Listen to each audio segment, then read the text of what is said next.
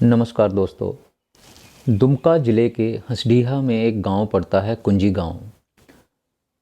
कुंजी गांव में स्पेन की एक महिला जिसकी उम्र रही होती है कोई 28 वर्ष, वह अपने पति 64 वर्ष जिसकी उम्र होती है उसके साथ आती है और कुछ समय बिताने के लिए यहाँ पर रुकते हैं। दरअसल ये दोनों लोग जो हैं ये एक ट्रैवल ब्लॉगर थे। जो ट्रैवल ब्लॉगर होते हैं उनका काम होता है कि वो जगह जगह पर देश देश में घूमते हैं और ट्रैवलिंग करते हैं और उस दौरान वो वहाँ पर वीडियो शूट करते हैं, वहाँ की लोकेशन, वहाँ का कल्चर और वहाँ पर जो आसपास वो देखते हैं उसको फ़ोटो शूट के माध्यम से वो अपने जो सोशल मीडिया प्लेटफॉर्म होता है उस पर अपलोड करते हैं और दुनिया को उस बारे में अवगत करवाते हैं।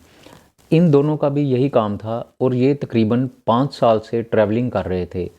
लाखों किलोमीटर की यात्रा ये लोग कर चुके थे और हर एक चीज़ की जहाँ जहाँ जाते वहाँ पर जो सीनरी होती है, जहाँ की लोकेशन होती है, वहाँ पर जो नदियाँ, पहाड़, वहाँ के लोग हैं, जो उनकी हैबिट के बारे में सबकी हर एक चीज़ जो है वो अपने इंस्टाग्राम और यूट्यूब पर अपलोड करते थे। पाकिस्तान से होते हुए ये दोनों बांग्लादेश पहुंचते हैं। बांग्लादेश से होते हुए फिर ये हिंदुस्तान में एंटर करते हैं और यहाँ पर दुमका गांव में पहुंचते हैं। दोनों अलग अलग बाइक पर थे।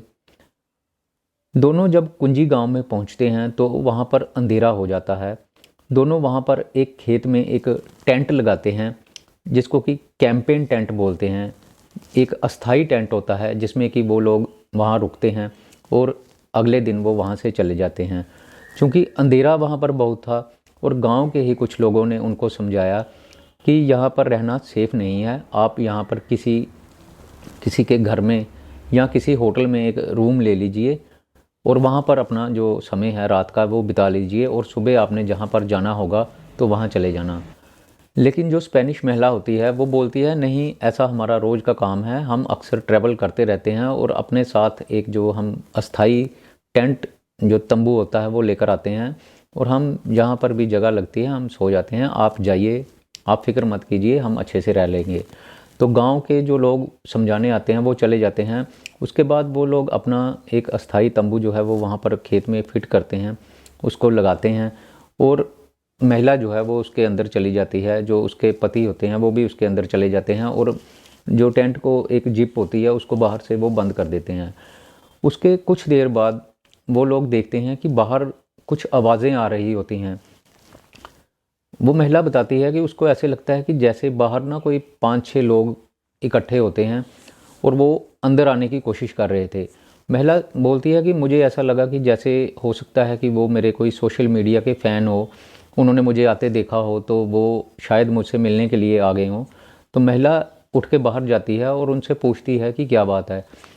जैसे ही वो महिला उसका जो तंबू होता है उसका वो जिप खोलती है और बाहर जाती है तो वो लोग जो हैं वो अंदर घुस आते हैं। वो तकरीबन 7 लोग थे। उनमें से जो 3 लोग हैं वो उसके पति को पकड़ लेते हैं और उसके साथ मारपीट और झगड़ा शुरू कर देते हैं। उसको वो लोग उसके पति को मार के नीचे गिरा देते हैं और उसको लगातार मारते रहते हैं। उसके बाद वो क्या करते हैं कि जो 4 लोग उनमें से होते हैं वो महिला को पकड़ लेते हैं। महिला को पकड़ने के बाद वो उसके हाथ जो है वो पीछे की तरफ बांध देते हैं और उसको ज़मीन पर लेटा देते हैं। महिला जैसे ही ज़मीन पर गिर जाती है तो उसमें से एक आदमी क्या करता है कि वो चाकू निकाल कर उस महिला की गर्दन पे लगा देता है और उसको बोलता है कि शोर मत मचाना, अगर तुमने शोर मचाया तो तुम्हें यहीं पर जान से मार दिया जाएगा। तो महिला डर के चुप हो जाती है। तो वो जो 4 लोग होते हैं वो बारी बारी से उस महिला के साथ बलात्कार करते हैं, रेप करते हैं। उसके बाद उसको मारते भी हैं, पीटते भी हैं। उसके शरीर पर जगह जगह जख्म के निशान होते हैं। जैसे ही वो 4 लोग जो हैं वो उसको दुष्कर्म करते हैं और वो उसके बाद में वहाँ से जाकर जो उसके हस्बैंड है उसको फिर से मारना शुरू कर देते हैं और जो 3 लोग हैं जिन्होंने कि उसके हस्बैंड को पहले से पकड़ रखा था वो उस महिला के पास आते हैं और बारी बारी से वो भी उसके साथ बलात्कार करते हैं। इस तरह तकरीबन जो 7 लोग होते हैं वो उस स्पेनिश महिला के साथ बलात्कार करते हैं। महिला अपने बयान में बताती है कि उन सभी लोगों ने उस समय नशा कर रखा था। वो उस समय बहुत ज़्यादा नशे की हालत में थे। उसके बाद वो क्या करते हैं कि जैसे ही वो रेप कर लेते हैं, उसके बाद वो महिला से छीना झपटी करने लगते हैं। उसके पास जो भी कीमती सामान होता है, घड़ी, पर्स, उनके पास कुछ डॉलर्स थे और इंडियन करेंसी थी जो कि तकरीबन 11,000 रुपये थी।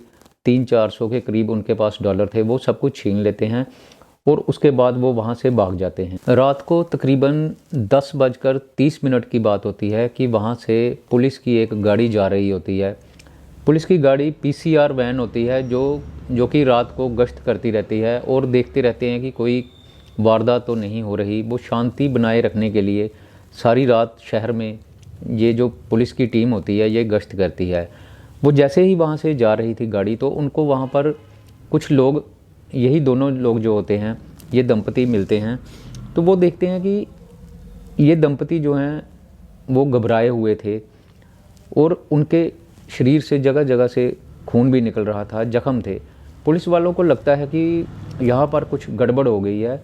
वो उनसे पूछते हैं, लेकिन जो स्पेनिश ये दंपति थे, ये अपनी बात जो है वो पुलिस वालों को समझा नहीं पाते क्योंकि इनको हिंदी आती नहीं थी। ये अपनी बात जो है वो इंग्लिश और स्पेनिश में बोलने की कोशिश कर रहे थे और पुलिस वालों को इनकी जो कोई भी बात समझ नहीं आ रही थी। फिर जो वो स्पेनिश लेडी होती है वो उसको, पुलिस वालों को, अपने जो शरीर पर, जो हाथों पे और गर्दन पे जो जख्म होते हैं वो दिखाती है और उनको इशारों से समझाने की कोशिश करती है कि उसके साथ जो है वो बहुत बड़ा दुष्कर्म हुआ है। लेकिन पुलिस वाले जो हैं वो उसकी बात को नहीं समझ सकते और ना ही वो उनकी लैंग्वेज को समझ पा रहे थे। तो पुलिस वाले क्या करते हैं कि उन दंपति को वो हॉस्पिटल में ले जाते हैं। हॉस्पिटल में जाकर जब जो डॉक्टर हैं वो उनसे बात करते हैं तो वो थोड़ी बहुत उनकी जो लैंग्वेज है वो समझ पाते हैं।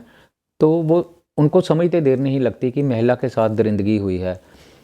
डॉक्टर्स जो है वो महिला का मेडिकल करवाते हैं। मेडिकल में इस बात की पुष्टि हो जाती है कि महिला के साथ गैंग रेप हुआ है। उसके बाद जो डॉक्टर हैं वो उनको हॉस्पिटल में एडमिट कर लेते हैं और उनका जो इलाज है वो शुरू हो जाता है। महिला जो है वो डॉक्टर्स को बताती है कि उसके साथ गैंग रेप हुआ है। डॉक्टर्स जो हैं वो उस समय पुलिस वाले, जो बड़े अफसर होते हैं पुलिस वाले, उनको कांटेक्ट करते हैं।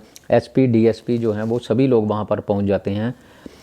महिला बताती है कि ये जो लोग हैं जिन्होंने उनके साथ दरिंदगी की होती है, वो बोलती है कि अगर वो उन लोगों को दोबारा देखे तो वो उनको पहचान सकती है। अगर उनको मेरे सामने लाया जाए तो मैं आसानी से उन लोगों को पहचान लूँगी।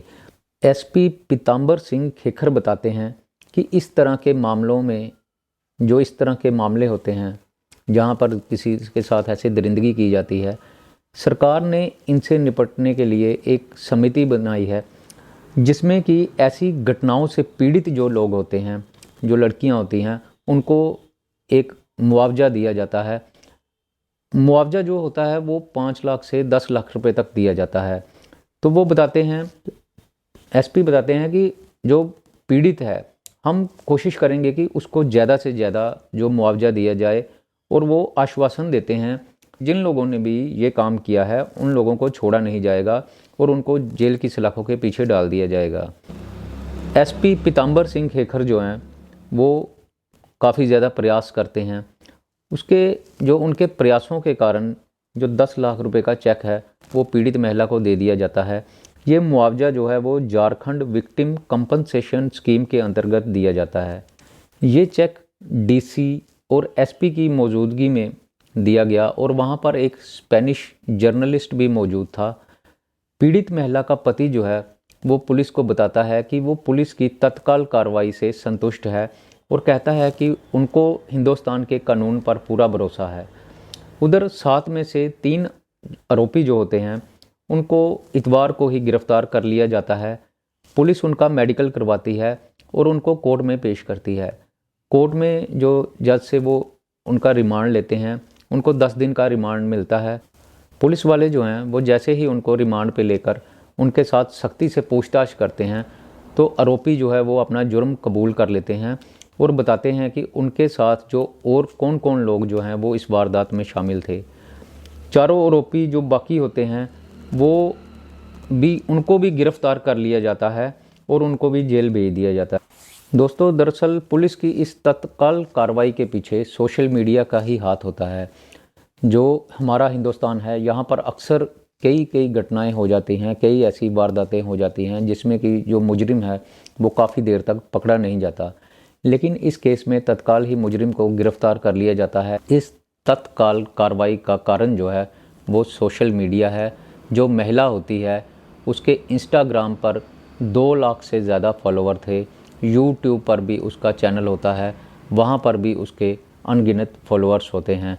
जैसे ही ये घटना जो है वो महिला के साथ होती है, महिला का गैंग रेप होता है, तो महिला अगले ही दिन अपनी सारी स्टोरी जो है वो इंस्टाग्राम पर डाल देती है।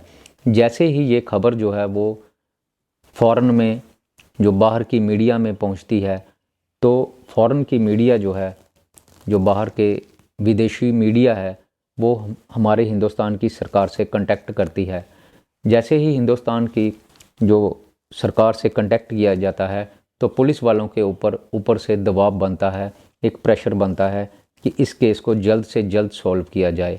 और पुलिस इस केस को पूरी मुस्तैदी के साथ कुछ ही दिनों में सॉल्व कर भी लेती है। तो दोस्तों, अंत में मैं आपको यही कहना चाहूँगा, पुलिस ने केस तो सॉल्व कर दिया है, आरोपियों को जेल में भी डाल दिया है। ये खबर जो है लेकिन इस दौरान पूरी दुनिया में फैल चुकी है और सारी दुनिया को हिंदुस्तान में हुए इस जो अपराध के बारे में जानकारी मिल चुकी है। हमारी जो एक हमारा मुहावरा है, जो हमारी एक कहावत है कि अतिथि देवो भवो, जो अतिथि है वो हमारा भगवान है। हमारी इस परंपरा को ठेस पहुंचती है ऐसी बातों से। तो दोस्तों, मैं यही कहना चाहूँगा कि दोबारा ऐसी कोई घटना ना हो, इसलिए इन लोगों को, जिन्होंने भी इस वारदात को अंजाम दिया है, इनको कड़ी से कड़ी सज़ा मिलनी चाहिए। बल्कि मैं तो ये कहना चाहूँगा कि इनको सारी उम्र के लिए जेल में डाल दिया जाना चाहिए, या फिर कम से कम फांसी की सज़ा होनी चाहिए, ताकि कोई भी हिंदुस्तान में आने से जो विदेशी हैं वो घबराए ना और बेफिक्र हो के हिंदुस्तान में जो हमारे अतिथि हैं वो यहाँ पर आ सकें। तो दोस्तों, आज की कहानी यहीं पर ख़त्म होती है। नमस्कार।